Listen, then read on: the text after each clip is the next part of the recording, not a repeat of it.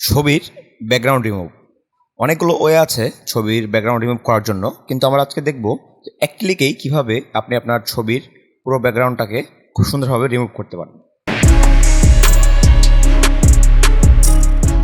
এই জন্য যেটা করতে হবে আমাকে, এটা আমাদের সম্পূর্ণ অনলাইনের মাধ্যমে হয়ে থাকে। এই জন্য আমরা প্রথমে ক্রোম ব্রাউজারে চলে যাব। আপনারা যে কোনো ব্রাউজার থেকে করতে পারেন। এখানে আমি লিখব ইমেজ ব্যাকগ্রাউন্ড রিমুভার, সাজেস্ট করছি আমাকে। এখানে আমি ক্লিক করলে এটা আমাদের সম্পূর্ণ প্রোভাইড করছে অ্যাডোবি থেকে।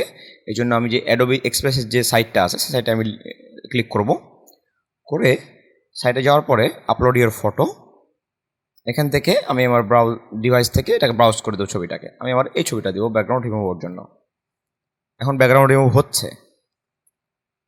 ব্যাকগ্রাউন্ড রিমুভ হয়ে গেলে আমার শুধু সাবজেক্টটা একটা ট্রান্সপারেন্ট পেজে তারা আমাকে ডাউনলোড করার একটা অপশন দিয়ে দিবে।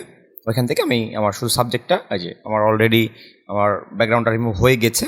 এখন ডাউনলোড করার জন্য আমাকে জাস্ট ডাউনলোডে ক্লিক করা লাগবে।